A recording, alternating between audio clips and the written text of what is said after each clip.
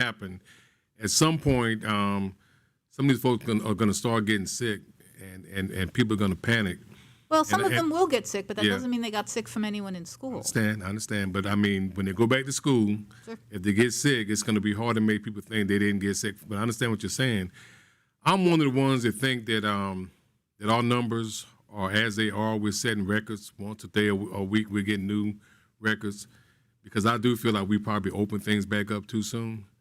And I think that there's a danger that we may open schools back up too soon also. I really would love for our students to go back to school and normally, but these are just not normal times. And I'm one of the ones that's willing to wait until things appear to be more safe or there's a vaccination or numbers are declining like they have in places like New York or whatever. So it just scares me the thought that we would contemplate sending kids back to school under these conditions, although I appreciate and understand the information that you gave us, and I'm speaking for more than just myself. And I totally understand that, and I've absolutely heard from parents who do not plan to send their children back to school, and I think that is absolutely fine. And there absolutely are employees who probably shouldn't be going back right now, who are elderly or who have significant risk factors. That is the same in my profession as well. There are some physicians who should not be seeing patients right now for the same reason. But I do think that we have to look at the risk of opening the schools versus the risk of keeping them closed. And there are major risks of keeping them closed. Like I said, these suicidal 8 and 9-year-olds, if we don't open the schools, some of them will succeed. We can talk every day about making sure that every firearm in the house is locked up and making sure that all the pills are locked up and all of those things. But some of those children are going to succeed if we can't get them back in school. So it's a trade-off. There's no win-win situation here, and it is fluid. And I am praying every night that these rates drop, and I am praying that the masks make a difference, and I'm praying that South Carolinians as a whole can make good decisions and that our behaviors can change to adapt to this, because that's what it's going to take at the end of the day. It's going to take citizens doing the right thing. And then we can fix this, and then we can open the schools without any problem. Thank you, Madam Chair. And Doctor, let me thank you and join the chorus and for those that have already said it, and congratulate you on your well received testimony here today. And I agree with you, and I couldn't agree more that it's important for the young people to end up being in school. We complain so many times about the social aspect of children not being able to be with other children, and obviously that's a thing that people do a lot of times. They labor between homeschooling, skipping grades, all that kind of stuff. I've had it in my own house as to what happens to a child. But I think what I'm hearing you say is that, one, that it's time for us to end up stepping up and to be leaders and to say, one, and Senator from Clarendon, I think what you are helping us say too is that we don't want to draw a line and says nobody goes back until this virus goes down. We just can't do that. And honestly, we can't say that we're going to wait for a vaccine because we really just don't know. All the reports that I'm hearing, and you maybe educate us, is that I just saw $1 billion some odd went to a group in Maryland, and they're talking about early sometime next year. That's the earliest that we are hearing. But vaccine science is a funny thing. You can't predict it. And plus, you got to have the trials and the human Correct. component and that kind of thing. And so what I think that we should be able to do, and you can help us with based on your medical expertise and background, is we should get our superintendent, who has given us guidelines, and we're issuing guidelines to the district. But I think that more so with emphasis, districts, open your schools up to these young people. Okay. Here's some guidelines we'd like for you to end up having, but the directive is to open the schools up so that we can end up making certain that we can use, based upon the backdrop of the medical expertise that we end up having, and giving them an opportunity to end up, if you don't want to do it, understand that you can make your decisions. Absolutely. You can end up doing it virtual. But I think that if we just give them guidance and said, this is what you'll do, local school district, because we empower local school districts. Said, this is what you'll do if you open it up. This is what happened. Then I think that we have a apathetic or maybe a complacent kind of approach toward doing it. And I think that particularly with the young people, that we have to end up, Madam Chairlady, with the backdrop of this able doctor to say, we need to be able to support our superintendent and to go back to the districts and say, this is what happened. Now, I understand the other aspect, what Senator from Richland is saying, is that, we also probably got to end up saying, well, she also said the caveat is that we need to, wear these masks. Absolutely. And so the thing is that if who was that? You're not old enough to remember that Mickey Mantle said that if I knew I was going to be this old, I'd have taken better care of myself. Well, we have to end up taking care of ourselves now, in the fact that children may not get it as prominent as adults. We got to end up preaching the wellness, and it's not political independence and all this kind of stuff not to wear a mask. We're just talking about the safety of our citizenry. But I'm just really caught on this thing with these children that we're losing, and it's problematic. And I'm encouraged by your testimony. And I hope that we take heed and we take this back to our full committee, take this back to the Senate, and take this back to our budgetary matters in September, and also help our superintendent to end up saying, guess what? We got your back. Let's go to the school districts and say, this is what we need to end up doing. We got those that have zero that we've contacted. Let's go and find the ones that those and end up giving some help. And also that we can have a way to put our emphasis together to say, one, let's get the kids back in school face-to-face with their teachers, parental decision to end up having virtual learning. We got medical expertise and others here, and maybe she can come back and talk to some of our folks over at DHEC as well to understand this is what we're seeing from our standpoint, and we can have this as something that we can end up presenting, and we're going to watch the numbers at the same time. Happy to do that. I will also tell you that the South Carolina chapter of the American Academy of Pediatrics is an incredibly cohesive group, and we are all behind this. And I guarantee we could find folks in every school district that would be more than happy to partner with the districts. I've worked with Richland 2's Health Advisory Council since before my children were born, and my kids are now in med school and law school.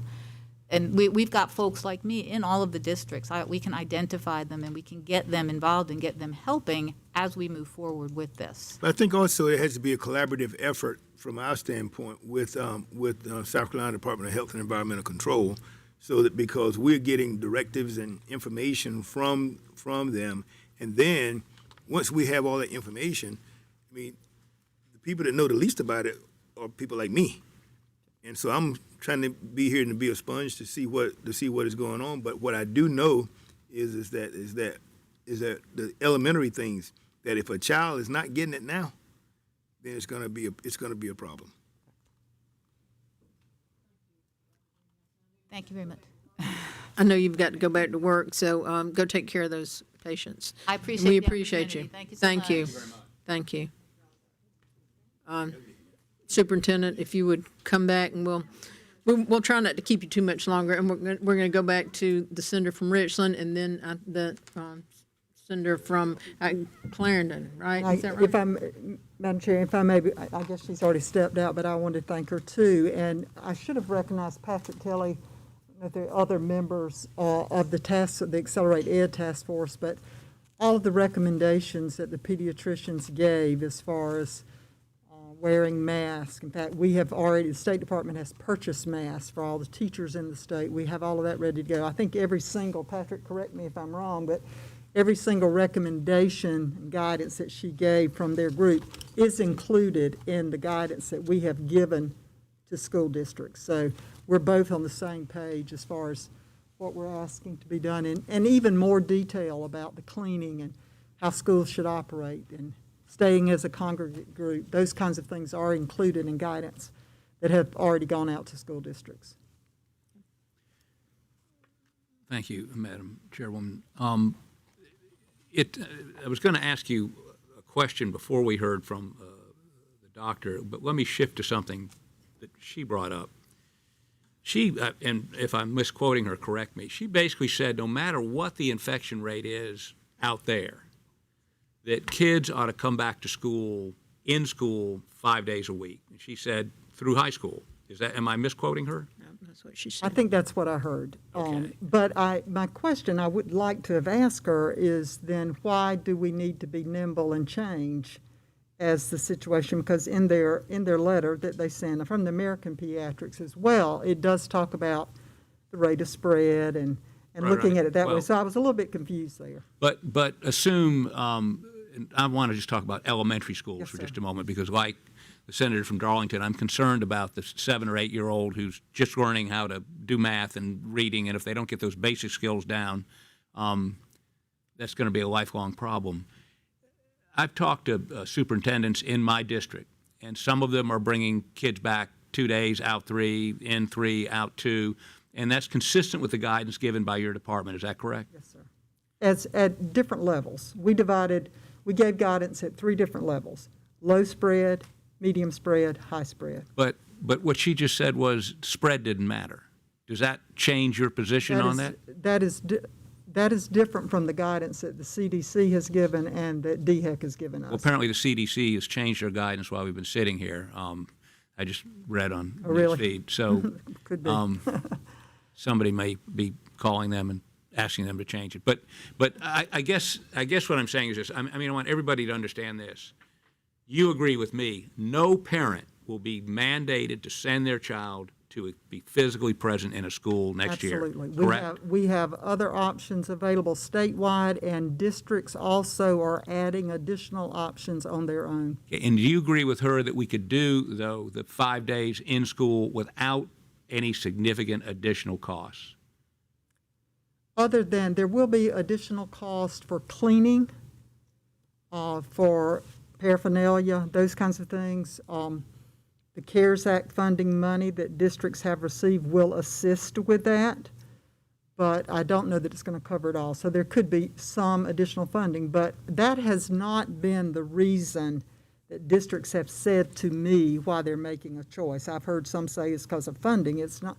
I have not heard that as a reason that they would not offer face-to-face or go another route. It's strictly they're looking at the disease spread, So the disease spread is affecting their decision. their decision. Okay.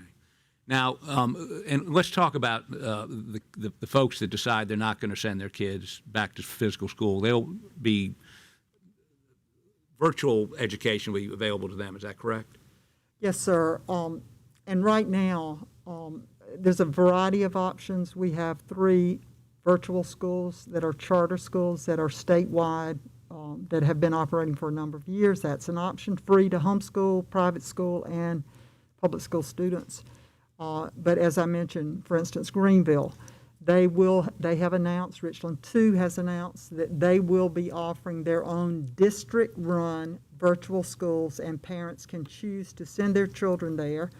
Greenville plans to run that program where the child will still be coded in their home school so that if something happens, they can easily transfer in and out of that or as the situation might change. So it's not like a new school being set up, Right. which is very, very appealing to parents. So, and as I understand it, the State Department offers a teacher endorsement training to become a virtual, qualified as a virtual We do. instructor. And we also offer virtual SC, which we serve over in a normal year. Last year, we served over 30,000 students with virtual classes. It, too, is not a school. You cannot go there and graduate, but you can. There's an array of almost every course that's offered, so that is available right now. Those teachers are qualified, Yes, have that sir. endorsement. Yes, sir. What percentage of the teachers in the state are endorsed to teach virtually? I don't have that number, but I can get that. I'll get Pretty that low for or you. high, or do you have some idea?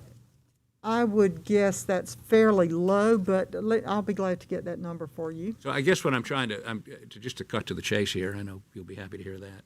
So if I were to summarize, there'll be, starting when school starts back in about a month or so, there'll be schools available.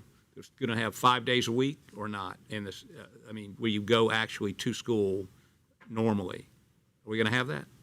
There will be some of that probably, and there would have been more of that, and hopefully this spread will, that is the goal of everybody, to run a 5-day-a-week. Now, they are planning on having their buildings open 5 days a week. There will be services going on. There may be Right, some but I mean, students. just normal classes, you drop your kid off in the There will morning. be some districts, I hope, that will be able to do that. I do not have that number at this time. And if they're not open and there's some sort of,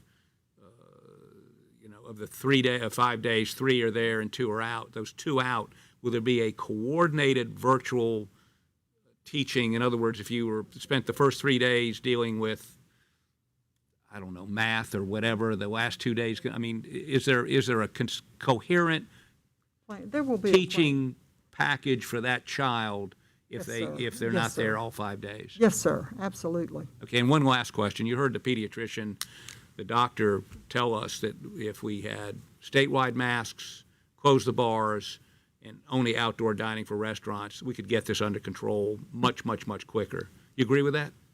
I think we got to do something to get it under control. That's why I'm wearing my mask today, and I've been But preaching masks. Would you, as a statewide elected official, agree with me, those 3 things should be done? Just yes or no? If I rule the world, yes, Well, you don't rule the world, but you No. are a statewide elected official, and your opinion does matter. yes. Is that your opinion?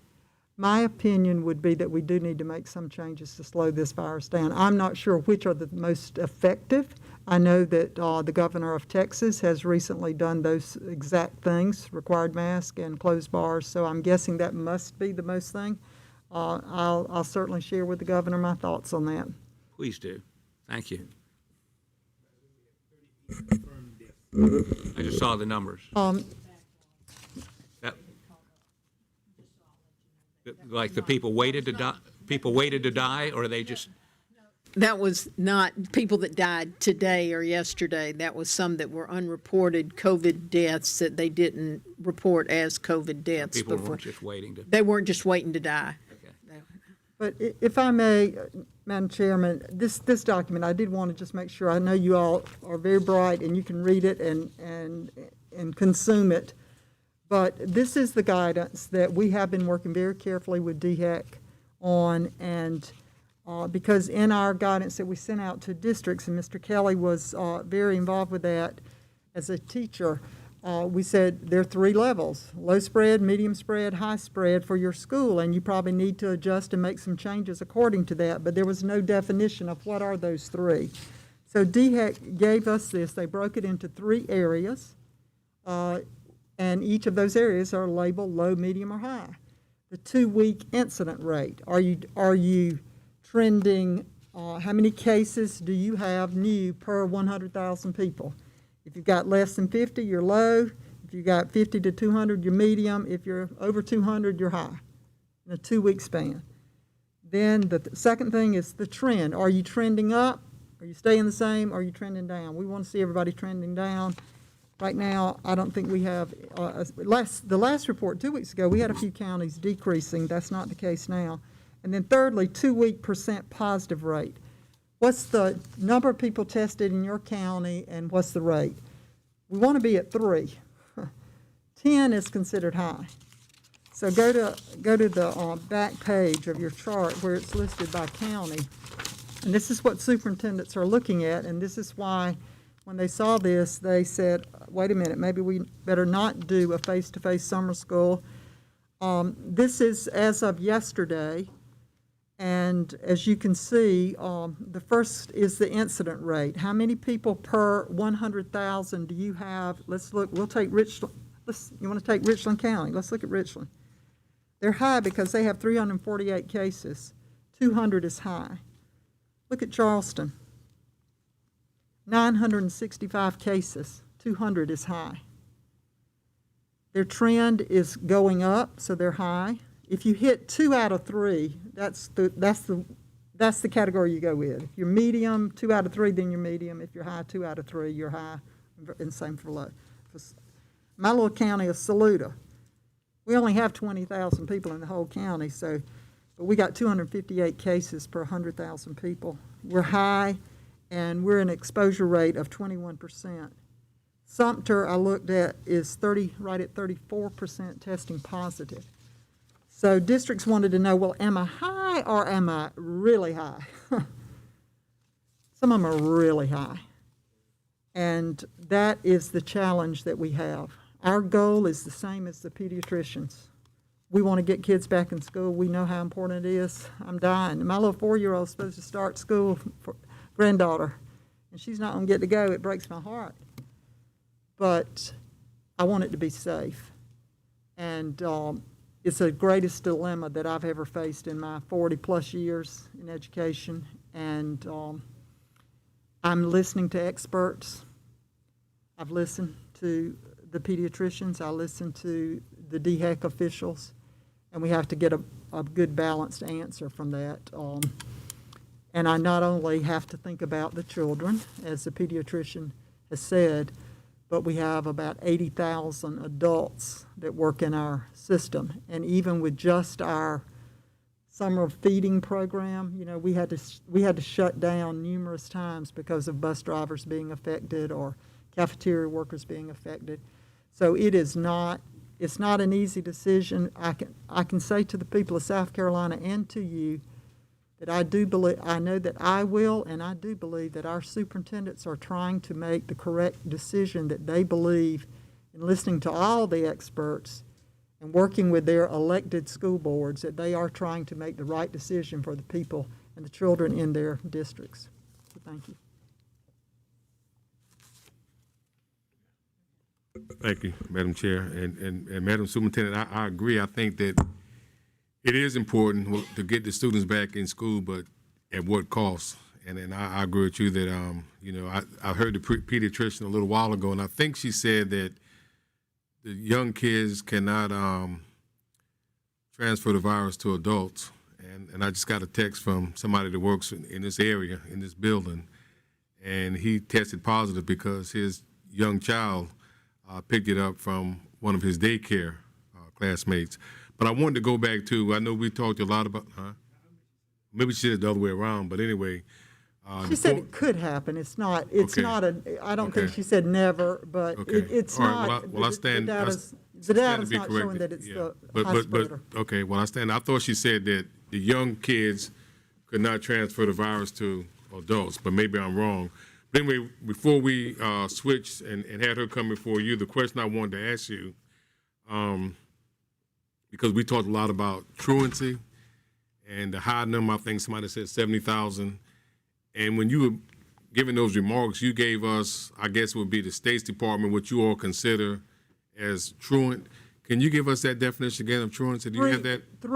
Three consecutive absences unexcused, or a total of 5 unexcused absences. Okay, all right.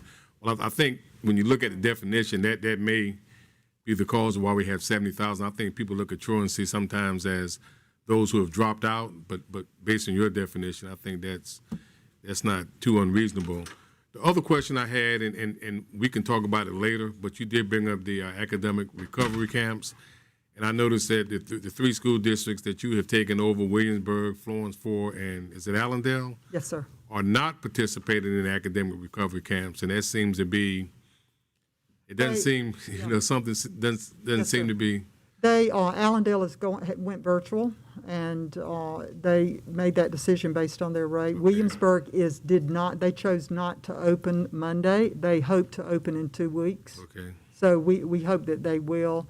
And Timmonsville, I'll have to double check on Timmonsville. Yeah, you know, because I'm really concerned about Florence 4 because that's part of my Senate district. I'll double check. I believe they have delayed their opening there as well. Well, I appreciate So just because they didn't start Monday, they're hoping to be able to start in 2 weeks. Well, I'll just and can really even wait longer. So, and I've had a number of superintendents talking, you know, and I've asked DHEC, you know, what's the prediction? Do you think things might be decreasing in September?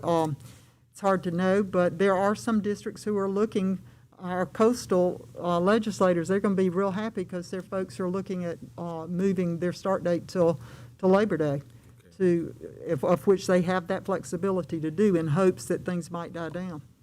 Thank you. I'll comment on that. Coastal needs to send their people home from the beach, and maybe the numbers would die down. So don't even think about that. But I think Senator Alexander has another question. If I could just follow up, and again, thank you just for being here. No, we're here, as the Senator from Darlington said, and others, we're here to help you. And we want, this is a team effort from that standpoint. And going from that standpoint, I hope that the districts are hearing from us the importance of these children being contacted, Yes, sir. and that anything that we can do, if there's some best practices that have been done by some of these districts, that there's resources that are needed, Right. I think you'll find us very willing to support you from that standpoint. Yes, sir. And they're to the point now where I think they've exhausted all, we've asked them to exhaust all of their resources in doing that. And then, we're going to use the DHEC files to And go beyond that. please also, we're going to be hearing from DSS as another great Excuse me, partner. DSS. And also with the law enforcement. So Yes, sir. let's all get, but we appreciate Thank you. all that you do all the I time. So, appreciate your thank you. support. I really do. And thank you, Senator. We appreciate you being here, and we look forward to working together, and we look forward to opening schools back up really, really soon, 5 days a week. I do have another appointment Okay. too, that I need to. Thank you for being here, and take care of yourself. If I might, just for clarification, I was reading over the, Dr. Greenhouse. She did say the current data suggests that children are also not as likely to carry. Not infection as virus likely. than others. Yeah. Not, definitely not, but not as likely. Okay. Next up, we have Conley Ann Ragley, Legislative Liaison from South Carolina Department of Social Services. And we did ask Director Leach to come, but he had a prior engagement. I think he's down testifying with our good friend in Charleston, maybe? Somebody, some judge somewhere or something. He is in a judicial mediation today, so unfortunately we could not reschedule that. But I am Conley Ann Ragley. I'm the Director of Communications and External Affairs at the South Carolina Department of Social Services. Thank you, Madam Chairwoman and members, for asking me to come to see you today to tell you a little bit about what we're doing at DSS and our role and what we're trying to do to assist the Department of Education. I kind of want to just go through a very brief timeline about how we got here and from our agency's viewpoint, how we became involved in this discussion with the uncontacted children. On June 7th, your report as a committee was presented and accepted, the Reopen SC Select Committee. In that report, recommendation number 2 stated at the end, in conclusion, it says, as stated in recommendation 1, the South Carolina Department of Education shall seek the assistance of DSS to help locate students who were unengaged with schools during the period of school closure. So that is how we got here. That's how we got involved in this project. The next day we received, we initiated contact with the Department of Education.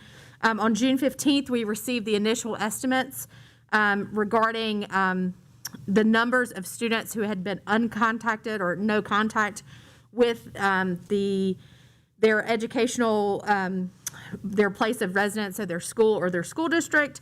On June 26th, we had a planning session with staff from SDE where we made some recommendations and some suggestions for them, which I'll talk a little bit about that in a minute. July 6th, we had an additional work meeting, web conference, where this subject came up was one of the topics that was addressed, along with a couple of other issues where the agencies are working together and serving similar populations. So that was one of the things that came up. Going back to information, the initial estimates, the sheets that we received were much like the ones that you received, where it had either numbers of no contacted students by grade and school or by school district, and did not have any student-specific data. I know we've talked about that at length during today's meetings. I won't get into all that, but one of the things here at the Department of Social Services, on that meeting that we had via phone on June 26th, we pitched the idea of, if we get the student-specific data, we take that information and we run it through our case management system, which is called our CAP system. And with the goal to see that if a child, let's say little Jane Doe that lives in Rock Hill, South Carolina, there have had no contact with her school district, and her school reports no contact. Well, if we had her student-specific information, her first name, her last name, mailing address, an emergency contact, and her birth date, we could run that through our CAP system to see if the Department of Social Services in York County or in other counties has had any interaction with Jane Doe. From there, we would then reach out to the caseworker assigned to little Jane Doe's case in York County and ask the caseworker, when was the last time that you saw Jane Doe? When was the last time you had communication with her family? Really just to add an additional point of contact to the methods in which the local school district, in this case, I'm from Rock Hill, born and raised, so I'm using York School District number 3 as an example. What attempts did you make to contact her? And really just adding an additional contact point. And that is our thought process from the department. So unfortunately, the information that we initially received, we needed additional contacts, and we needed the student-specific data. So I know after several conversations with the Department of Education, they have worked with us and put out information to their schools and school districts, specifically telling them that the school leaders and district leadership that we need that student-specific data. If we are to help and if we are to dispatch our caseworkers and our resources at the county level, we need to know what children are missing or what children we have not had contact with. Superintendent Spearman has given them a deadline of July 17th to turn in their list of students that have gone without contact. It is our intent at the Department of Social Services to take that information by school or by school district and to work with our local county office to, again, check that information through our CAPS case management system, and then from there assess what the needs are. So, for example, if we need to, for Jane Doe, we need to talk to her caseworker, then that's the option that we'll go. If come to find out John Doe, we run through our CAP system, there's no information on John Doe, then we're going to need to reassess with our boots on the ground strategy with caseworkers in that county, using the information that the Department of Education has provided us, that they've received through districts or through schools, to try to make contact with that individual child. So it's all dependent on the data. As we know, data rules a lot of things in our lives and how decisions are made, and so we really need that student-specific data. Conley Ann. Yes, ma'am. How much of this information have you received so far? So as of 12:30 today, we have heard from 4 schools. I shouldn't say that. 4 schools with reporting data, 2 schools that have completed this information. Indian Land High School in Lancaster County reports that they have 16 kids and have provided their contact information, names, and birth dates. Indian Land Middle School in Lancaster County reports 7 students that they have had no contact with and the associated information. The Schofield Middle School in Aiken reports 9 students. Dillon Middle School in Dillon County reports 26 students that they have not had contact with. However, the spreadsheet that they sent over only contained data for 22 of those 26 students. So we've reached back out to leadership at Dillon Middle and asked for additional communication. Of the 6 schools, we had 2 schools that reported that they had made full contact with all of their enrolled pupils, and those were Stewart Heights Elementary in Dillon, and A.R. Rucker Middle School in Lancaster, and that was as of 12:30 today. That's all that you've gotten so far? Yes, ma'am. But they have till the 17th to get you all this information. Correct. And follow-up communication came from Superintendent Spearman yesterday at 10:49 a.m. Okay, so that's where we are. School districts and schools have been instructed to fill out a template spreadsheet at the direction of Superintendent Spearman and to send that to one centralized point at the State Office of DSS. We are still going to take that information, we're going to sort it, and then we're going to disperse it to the appropriate counties for follow-up and work through our CAP system, and then also individual contacts if they do not have an open record or open case with DSS. So that's kind of where we are as far as working. We have alerted our county directors and also our regional directors to let them know that this information is coming, to let them know that they will have additional tasks that will be asked of them in addition to their caseloads that they currently manage. to let them know so that they can plan ahead. We're hoping that some of this information and some of these students of these no contacts, that it's a case where we have some information in our system where they've had some contact with a caseworker within the last year, and so that we can follow up from there. So we are ready and willing to work at the Department's of Education's direction. This is the plan that we pushed forward through our initial conversations. Now we are just in the mode of collecting the data.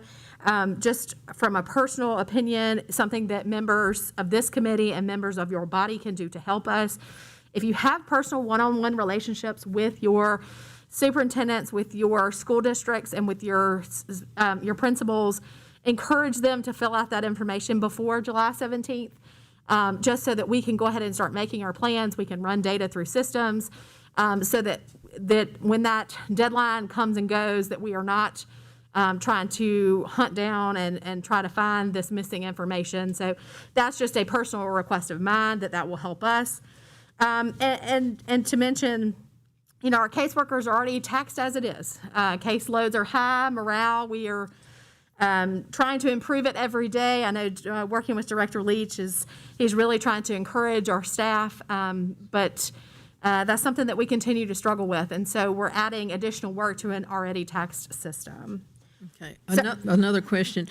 I know that y'all have a lot of children in foster care. How many is that right now? Sure. So that information we actually update every day at 5 a.m. On our DSS website at dss.sc.gov. Director Leach has launched several dashboards where you can track things in real time. So currently, as of 5 a.m. this morning, we had 4,235 children in foster care, and that breaks down to, for your associated counties, Oconee County has 110 children in foster care. Pickens has 58. Richland has 527. Lexington is 210. Clarendon is 35. Sumter is 85. Florence is 158. Darlington is 86. Greenville is 697. Lancaster is 71, Lee is 12, and Marlboro is 19. So I would encourage you, if you're not familiar with our dashboards, to check those out, because you can also search by length of time in custody, in DSS custody and foster care, also by racial breakdowns, and also by ages. So that data is there any way available. to check and make sure that these children that are in foster care have been going to school? So that's part of the reason that we want to run things through CAPS. If a child is in foster care, they're going to have a record in CAPS. Could I follow up on that? Yes. So what would be if and that's exactly where I was thinking. I mean, what happens if some of these students are in foster care and they've not been going to school? Would there be consequences for? There would definitely be foster parents? some much needed conversation about why the child is not completing assignments. And really the question is, what is the need? Why is the child not participating? Is it because the foster parent doesn't have internet access at home?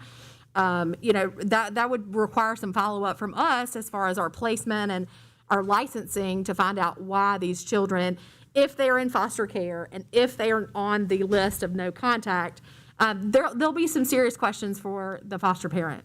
Well, that's another, and I'll finish with this. And again, appreciate the great efforts and y'all willing to partner. I understand y'all are overworked, got things, but obviously this is important, and certainly I hope our resource officers are going to be a tremendous asset in partnering with y'all and with the school districts.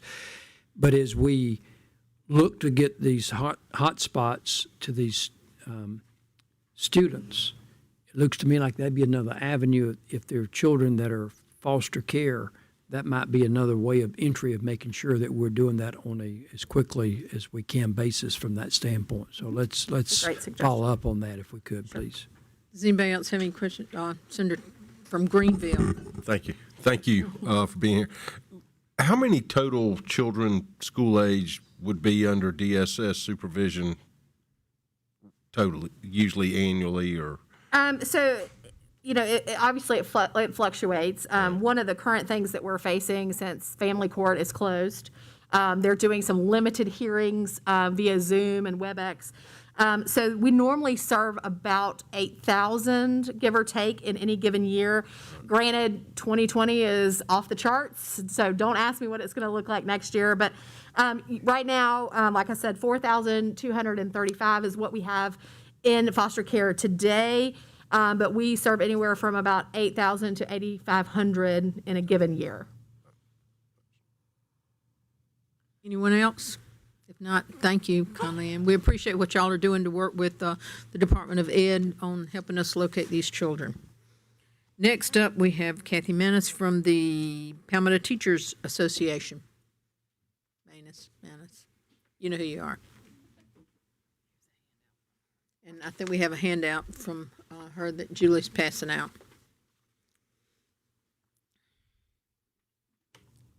And Martha's doing a fine job. We appreciate her with her handy-dandy little alcohol wipes. Thank you, Martha. Vanna, we'll just call her Vanna.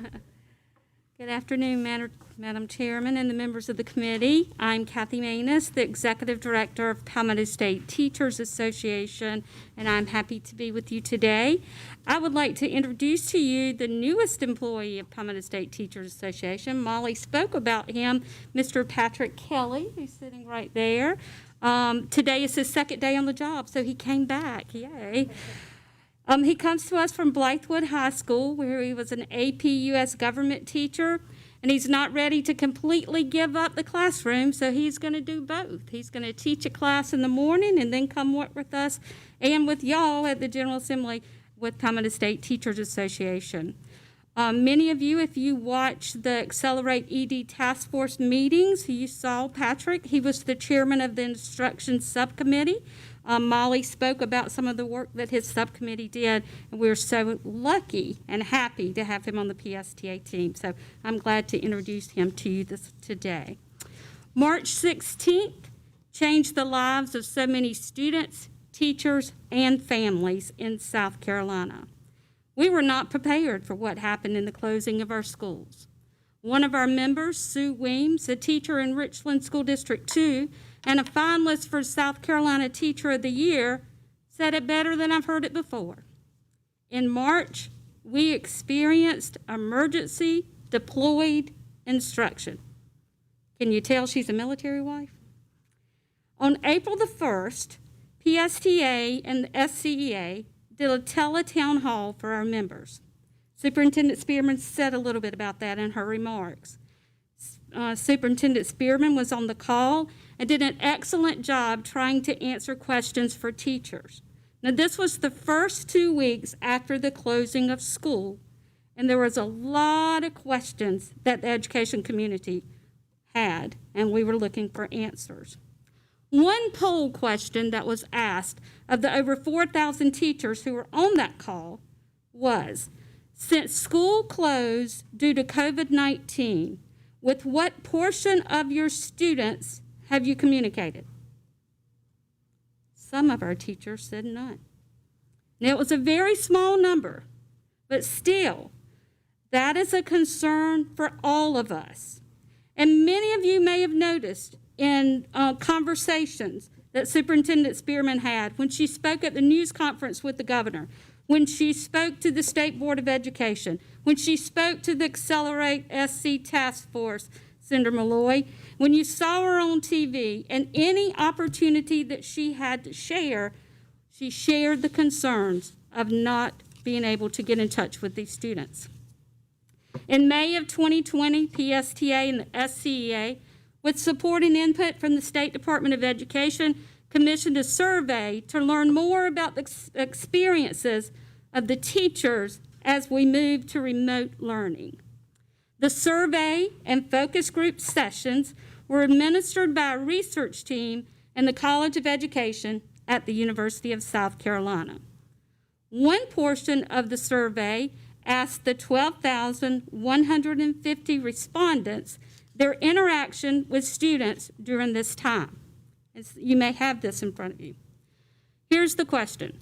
Since your school closed due to COVID-19, how often have you interacted with your students? 49% of the teachers said almost every day. 42% of the teachers said at least once per week, and 1% of the teachers said none. Another question. The percentage of students that teachers have attempted and been unable to contact among the number of students that you teach or serve. 0 to 20% was 82% of the teachers said 0 to 20% of the students that they attempted and have been able to contact. 81 to 100% said 2%. And so that survey results right there in front of you. The vast majority of teachers reported that they could not reach up to about 20% of their students. Teachers teaching the highest poverty students were 2.5 times more likely not to be able to contact their students. That's due to the lack of internet access in their homes, but also because of other circumstances which define their home life, such as stresses from parents working several jobs or ones totally out of work.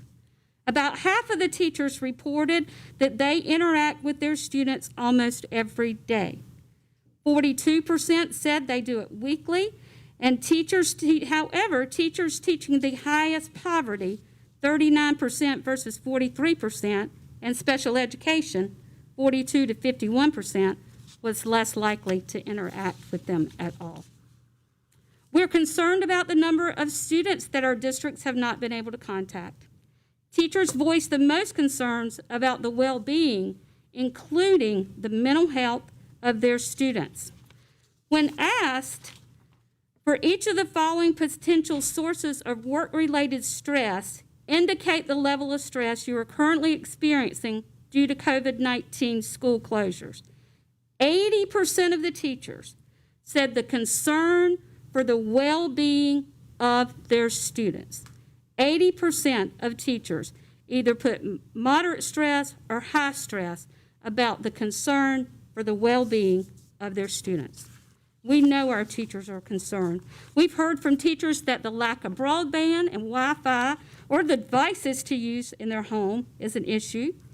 Even if they have Wi-Fi in their home, with multiple children and parents trying to use the internet at the same time, with parents working from home, you have students who are trying to do their classes, that's difficult.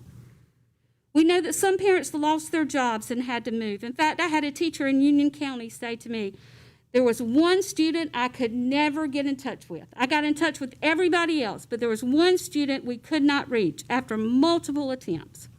The last day, that child's father called to say, we had to move. The child had to move because there was nobody there to take care of him.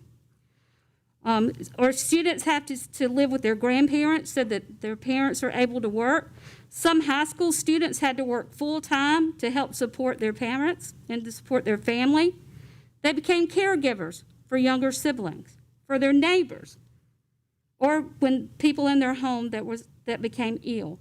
It was making that difficult for them to engage in distance learning. The communication barrier of our ESOL students and families make it difficult for our schools to reach them. As a parent of a special needs child, my heart hurts for the students that our schools were not able to reach and to provide adequate instruction.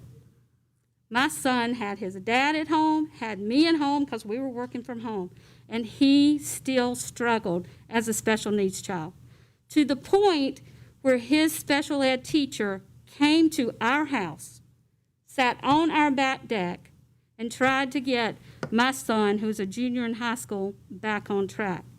We have some dedicated teachers out there who have done everything they can do to get in touch with these students, not only teachers, but administrators. If you look at the numbers from Manning High School, they did a fabulous job getting in touch with them. We heard from the principal about everything they did as a faculty, as administrators, to make sure they got a hold to those students. Teachers struggled to reach students who were trained to learn for grades when assignments were not graded. Many of our high school students knew that they didn't have to worry about getting a grade for that, so guess what? They didn't do it. Some students knew that they weren't going to receive a grade, or they weren't going to receive a grade lower than what they had when they left in March. My son was in the 11th grade. He had a huge U.S. history project on the civil rights project. It was huge. I learned a lot more about the civil rights when I was helping him with that project. So I said to one of his friends, have you done your project? Because our family spent hours helping with that project. I said, who'd you do your project on? Oh, I had a 94 when I left there. I'm not doing any of that. I'm going, oh my goodness. So see, they understood that was a problem. Like the members of this committee, teachers in South Carolina are concerned about the high number of students that we did not have contact with this spring. The teachers of our state overwhelmingly want to return to their classrooms with their students. We know it is best for students academically and socially.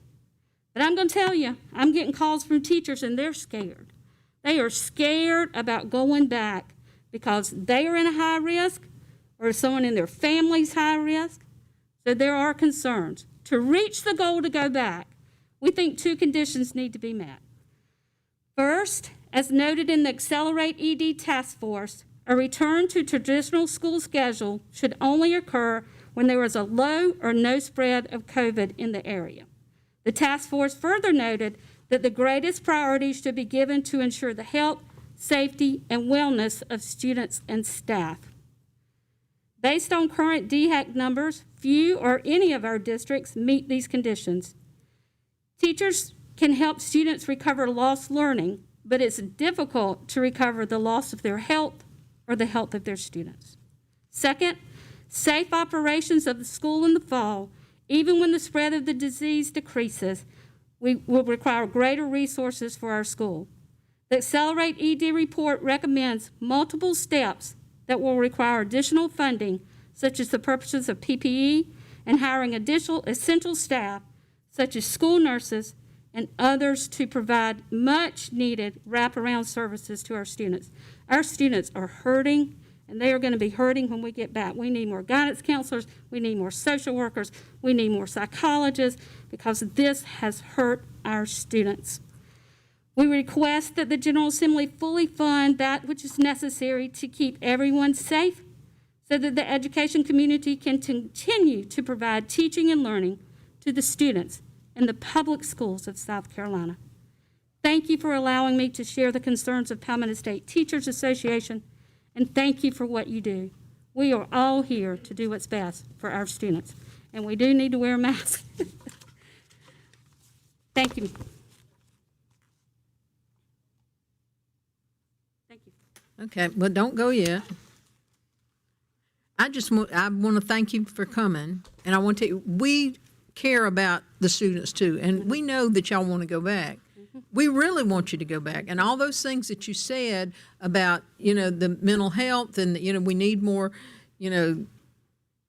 mental health counselors, we need more nurses, we can get, we'll help get those, but if we're not going back to school, where are we going to, we don't know where to put them if we're not going to go back to school. We really need to have our students back in school. Like the doctor said, their mental health is going to be, one of the things that we can't catch up on that. That's right. And every time I get that survey, I say I want my child going to school. Yeah, well, I know, and my grandkids need to go back to school too, because they're driving my daughter, who's a school teacher, crazy. I never thought I'd hear my two grandboys who are 12 and 16 say they want to go to school, but kids really want to go back to school. And, we've got to come up with a better answer than we don't know when we're going to go. But, that's the answer. We're going to work on it. Well, we do need to work on the numbers, but we need to work on just getting the kids back in school. And like Dr. Greenhouse said, let's see what happens. But I think we need to work on really getting kids back in school. That needs to be our number one priority for the fall, not for next fall. Right. We can't miss a whole another year of school and socialization of children. Yes, ma'am. See, I told you not to go. Our comment as much as, well, and following up on your last comment with our twin grandsons that are 8, I never thought I'd hear from them wanting to go back to school. They're ready. So if they're ready, I think anybody would be ready. But again, I wanted to also said it before, but I want to say it again, that we appreciate our teachers and all that they do, not just in this time, but the impact that they make. I think back to my time as a student in public schools, the impact, the positive impact that the teachers had upon my life, and in these difficult times, they've really stepped up, and all the support personnel as well. And we just can't thank them enough for that commitment that they've had. And with their help, we'll get school going again. And but that is going to be critical for us to have that face to face. So Thank you, Senator. And I wanted to tell you, I've had teachers tell me they worked harder than they have ever worked from when we left school March the 16th. That was very difficult. So thank you for saying that. And I know y'all all feel the same way about our great teachers in South Carolina. We do. Thank you. Thank you. Thank you for being here. Next up, we have Beth Phibbs, Executive Director of the South Carolina Association of School Administrators. Thank you for being here.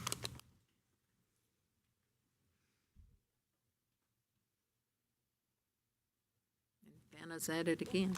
Thanks a lot. Thank you, Madam Chairman, and members of the committee. I'm Beth Phibbs. On March 16th, school and district buildings closed, but school was still in session. Literally overnight, our school communities transformed the delivery system for instruction and food service to meet the needs of our children. We continue to be in an extremely challenging time, and we must continue to navigate through this together. Superintendent Spearman has engaged in weekly or bi-weekly phone calls with superintendents across the state to work out problems, issues, or protocols. Everyone in this room today shares the committee's concern about the 1.3% of children that have yet to have any contact. And as we move forward in a spirit of cooperation, we can work together to create safeguards to ensure that every student is contacted. One thing that I think Kathy said is that I think we're going to find, too, that some of them actually have moved because of the pandemic and because of loss of jobs. Another obvious resource would be broadband, and that's being talked about. To what Senator Malloy said, some places you have broadband, but they don't have devices. Sometimes they have devices and they don't have broadband. So, it depends on what the issue is at the time. But as we continue to work together, I would like to acknowledge that 98.7% of the students did have contact. Bus drivers, cafeteria workers, office workers, custodian, teachers, school leaders have all been first-line workers during this unprecedented time. And they continue to write new pages in an already overcrowded playbook while calling multiple audibles on a daily basis, and they're still doing that as we look forward to opening school. I do want to mention one thing as we look at opening school, and they talked about, Senator Harpootlian asked about the cost. It's really about cleaning. It's about cleaning and keeping, a lot of the school districts are getting electrostatic cleaners because of the requirement that you will have 50% of what you normally have on a school bus. They're going to be running multiple routes. And so you have to clean the bus between routes. And these electrostatic cleaners they can go in there, they can clean it, drives in about 2 minutes, and the bus is ready to roll again. Those are very expensive. So there are costs, but the cost associated would be the cost of safety, quite frankly. I wanted to mention that. I'll be glad to answer questions, but I do want to end on a positive note as well and tell you we have an employee that has a little second grader. She was in second grade, and of course second grade came to an end as far as the school, but her second grade did not come to an end. And she's in summer, she started summer camp face-to-face Tuesday. It was supposed to start Monday, but there's a medical issue, and I can tell you that they were calling her mom to check on her to see how she's doing. She loves it. But also, as Kathy mentioned about the type of instruction that came about in an emergency situation, I think that moving forward, if we go to a virtual option versus one face-to-face option, you have two options, that it's going to be more regulated as in a class structure, 8 to 9's this, 9 to 10's this, whatever, teacher face-to-face teaching. It's kind of like over television. And that's kind of what I've watched in the last really today. I've kind of not you, but been a part of this child's life in the way that I could kind of keep up with how things were happening within schools, at least within her school. And I think last week, her mother received a schedule. Okay, the first 2 days are face-to-face, the second 2 days are virtual, but here's what it's gonna be like. It's gonna be an hour of the teacher, an hour of you doing your material, or 30 minutes maybe of you doing it, then they come back together, then they talk about it. So it's more structured than what we did, I think, initially, simply because of literally turned it around on a dime. From Sunday, when schools closed, till Monday, when everybody was out feeding. But let me just talk to you a little bit about what happened to her once school closed, to give you an indication of some, again, positive things. Her assignment, she was given assignments every day. She logged in with the teacher every day. Within the first 2 weeks, the teacher had sent them a personal letter with a picture of the class. They took 2 field trips. They were virtual. I attended one as a chaperone. I wanted to go to Disney World. On Friday, they had live chats. The teacher was available every day through email, phone, or live chat. If you needed extra practice, she offered that as well. And then on Friday was turn-in day. So you turned in your work. You could either email it, you could, if you were reading an assignment, then she was recorded reading, and that was sent in to the teacher, and then, of course, the live chat.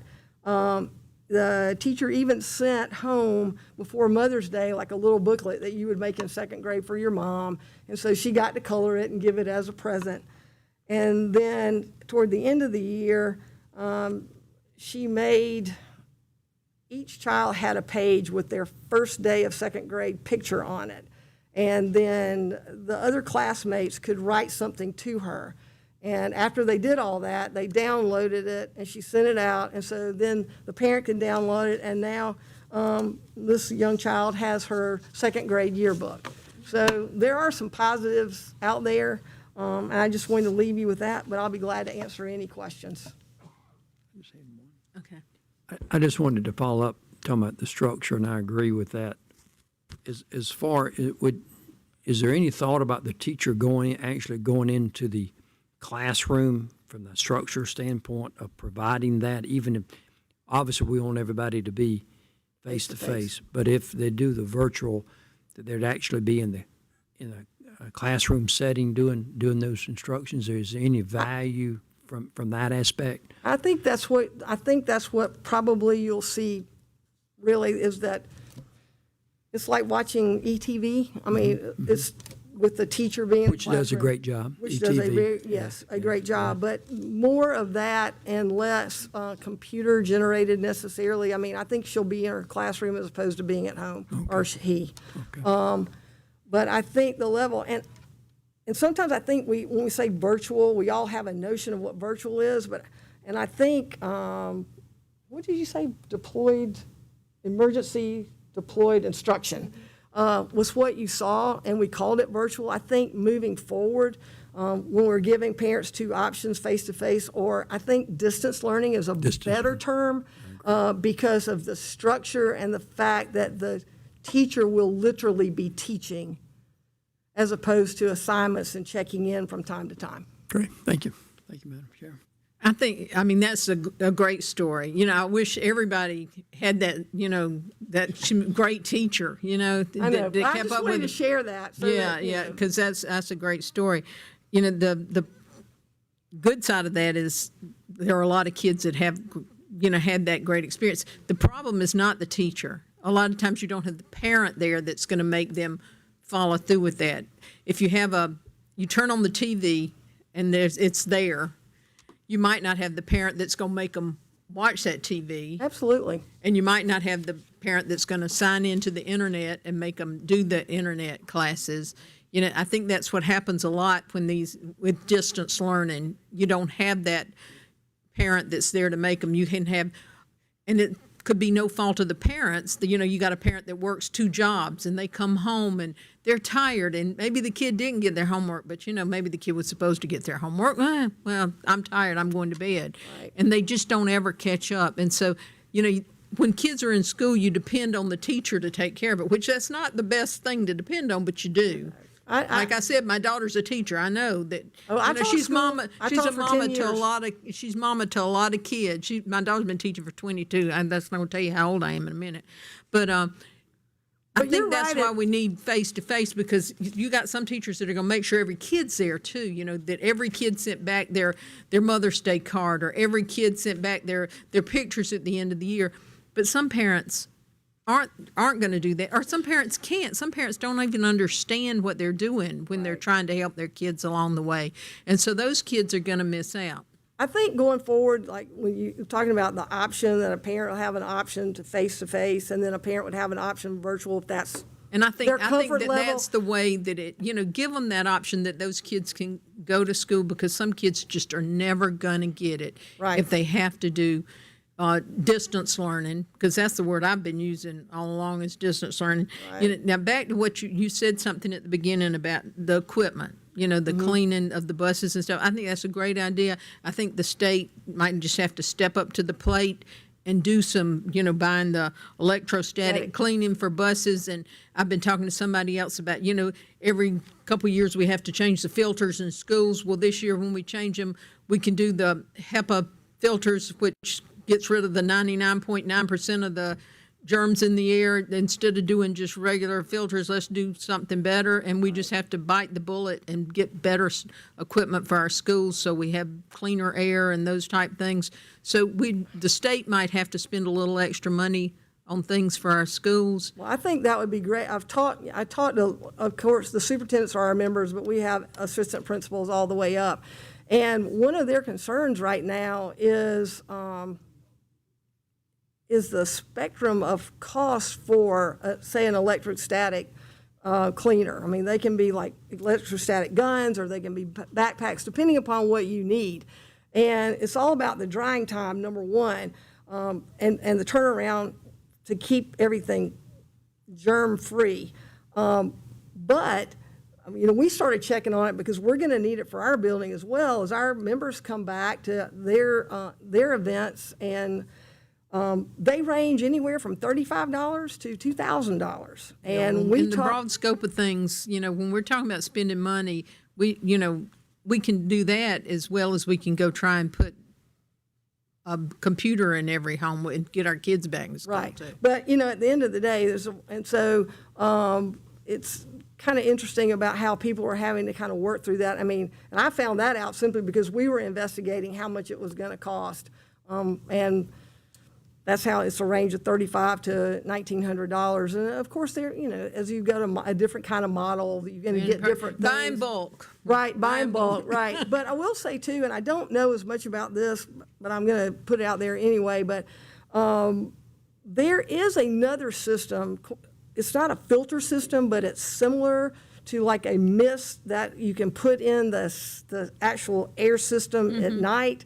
And what it does, it just sort of sends a fog through a building, a school, whatever, and it kills everything so that it's ready the next day. And then it's kind of sucked up in the system again. So anything that's literally in the ductwork gets killed as well.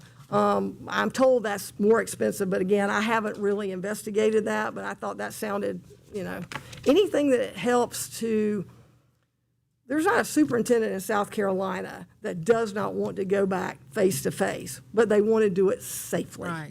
And that's why they're looking at all anything that they can to ensure that the little children and the big children and the adults in the classroom too, And we want that everybody too. else is safe. And one more thing about, as you were talking about, some parents don't get online. I think that if they choose it, then I think that they're going to be more involved. So if they choose it, their Yeah, if they child's going to choose it, do right. district learning. If you know. have to sign off on that and say that I'm signing off for my child to go to virtual school or what, or Then you're distance, responsible. Then you're responsible. But at least we know then where your child is.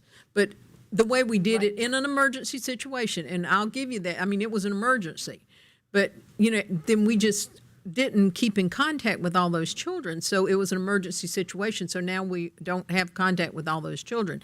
This way, we have contact. You sign the paper. You decide your child's going to virtual school or your child's coming in person. Right. We have to have a way to keep up with these children.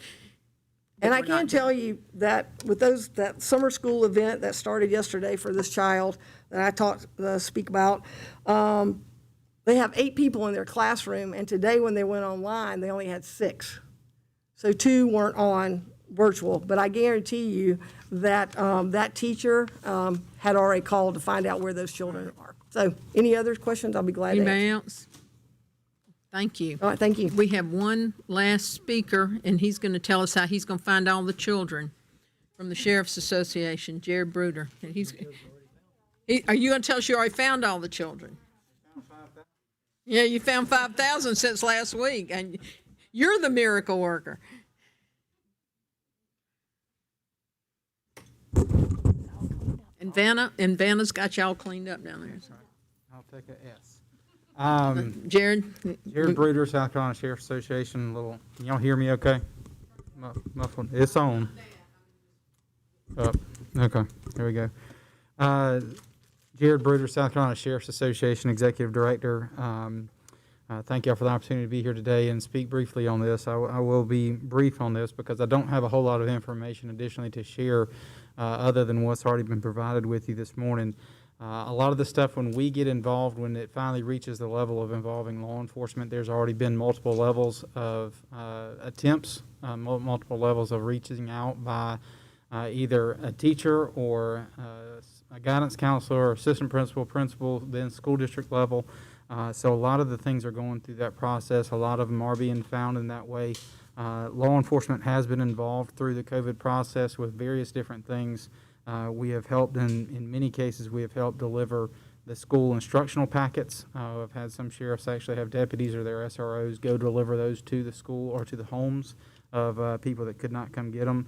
We've also had some deputy sheriffs out there helping to deliver meals and helping to do those types of things. So law enforcement has been engaged and has been involved in this process, but quite frankly, we have not gotten a lot of phone calls that have reached the level of criminal suspicion that something has happened to this child that necessitates a wellness check.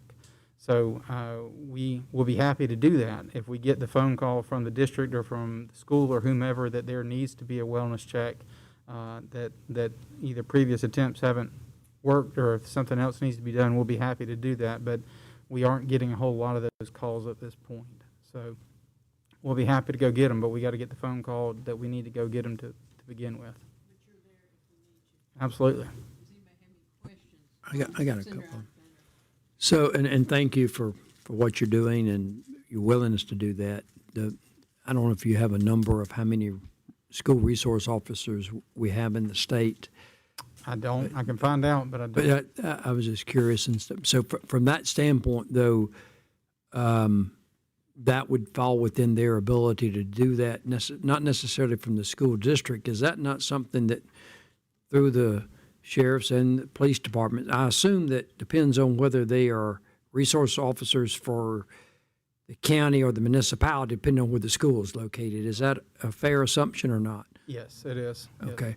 So with that interaction, rather than with the district, would it not be maybe better to communicate with the different principals and have that local? Does virtually every school now have a resource officer in the school, or share a resource officer?